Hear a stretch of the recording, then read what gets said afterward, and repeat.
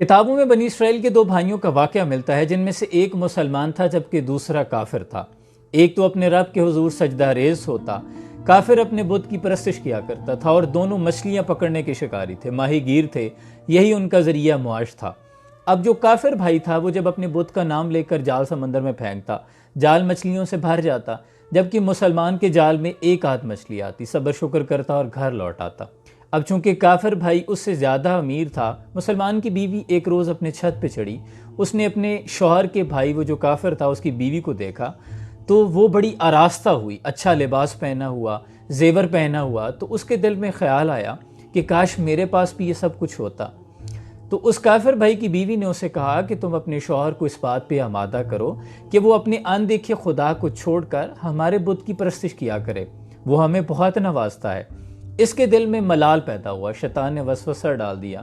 شوہر شام کو جب گھر آیا تو اس نے کہا کہ یا تو مجھے چھوڑ دو، مجھے طلاق دے دو، تو یا پھر اپنے بھائی کا مذہب اختیار کر لو، اس کے بت کی پرستش کیا کرو، وہ بہت نوازتا ہے، دیکھو وہ ہم سے بہت زیادہ امیر ہیں۔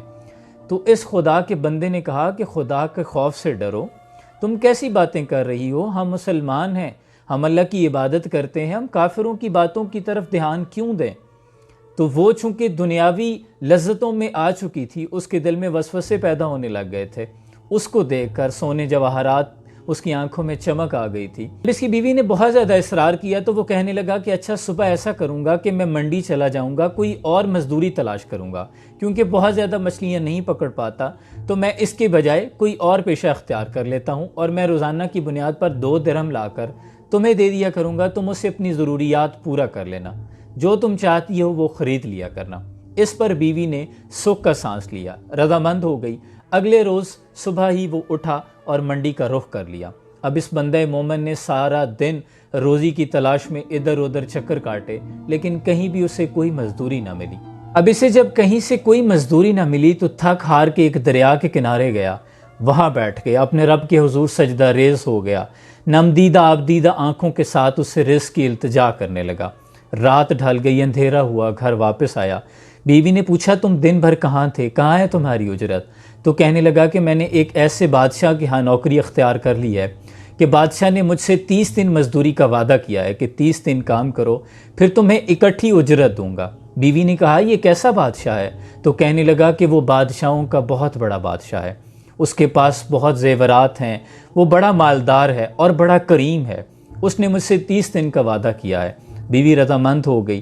اب دن ڈھلنے لگے، اسی طرح وہ روز صبح جاتا اور جا کر دریا کے کنارے بیٹھ جاتا، اپنے رب کے حضور سجدہ ریزی کرتا، نوافل پڑھتا رہتا، ذکر کرتا رہتا، رات ڈھلتی، گھر واپس آ جاتا۔ بیوی صبر شکر کر کے دن گزار رہی تھی کہ کسی طرح 30 دن مکمل ہوں اور اسے کچھ پیسے ملیں۔ 29ویں رات جب آئی، اگلے روز 30واں دن تھا، تو بیوی نے اسے کہا کہ اگر صبح تم پیسے نہ لے کے آئے، تمہارے بادشاہ نے تمہیں اجرت نہ دی، تو پھر میں تمہارے ساتھ نہیں رہ سکتی، مجھے چھوڑ دینا۔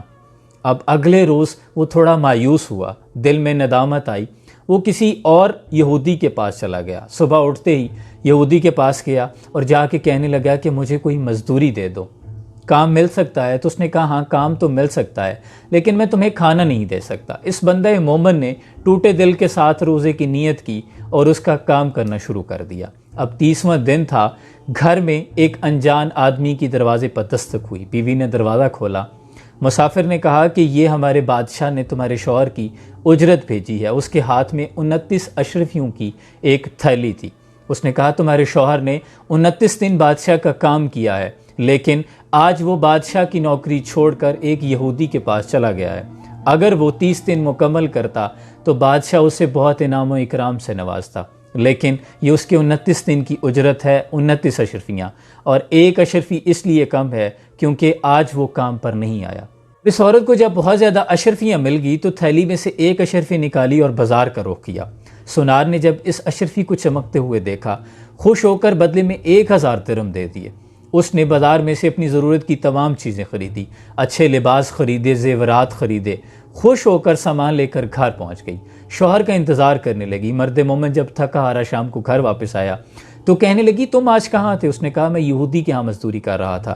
اس نے کہا تم نے اپنے بادشاہ کو کیوں ترک کر دیا؟ وہ تو بہت مہربان تھا۔ اس نے پھر اشرفیوں کا ماجرا بیان کیا۔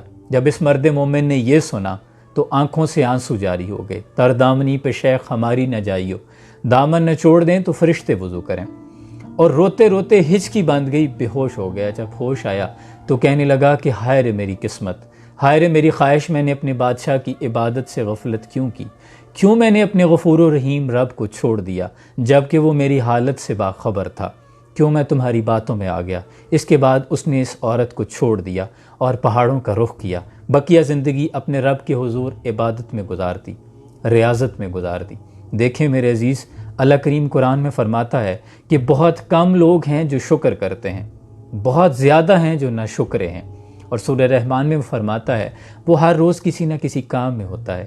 سورہ نام میں وہ فرماتا ہے کہ اس کے حکم کے بغیر کوئی پتہ بھی نہیں ہلتا۔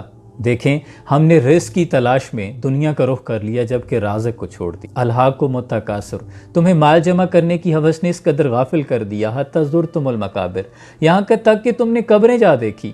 ثم کلا سوف تعلمون، ان قریب تم جان لو گے کہ یہ سب کچھ تمہارے کام نہیں آئے گا۔ اللہ کے ہر کام میں کوئی نہ کوئی حکمت پوشیدہ ہوتی ہے۔ وہ اگر آج نہیں نواز رہا تو یقیناً اس میں کوئی حکمت ہے۔ جیسے ہم بڑے پیرنٹس جو والدین ہوتے ہیں وہ اپنے بچوں کو کوئی ایسی چیز نہیں دیتے جس سے انہیں نقصان پہنچے، انہیں خبر ہوتی ہے لیکن بچے کو علم نہیں ہوتا۔ اس لیے شکر کا دامن نہ چھوڑیں۔ وہ اپنے بندے کو آزمائش میں مبتلا ہی اس لیے کرتا ہے کہ وہ دیکھ سکے کہ وہ کتنا شکر کرتا ہے۔ اللہ کے حضور صلی اللہ علیہ وآلہ وسلم رات کی تنہائی میں، اندھیرے میں، رخ انور زمین پہ خاک پہ رکھ کے فرما رہے ہیں کہ اللہ تو مجھے میرے حال پہ نہ چھوڑنا۔ وہ اگر آپ کو آپ کے حال پہ چھوڑ دے تو پھر آپ دنیا میں بھٹکتے پھریں، اور دنیا محض کھیل تماشے کے سوا کچھ بھی نہیں۔ اگر تم فنا فی العشق ہونے کو بربادی سمجھتے ہو تو پھر یہ طے ہے کہ تم دنیا کو بنیادی سمجھتے ہو۔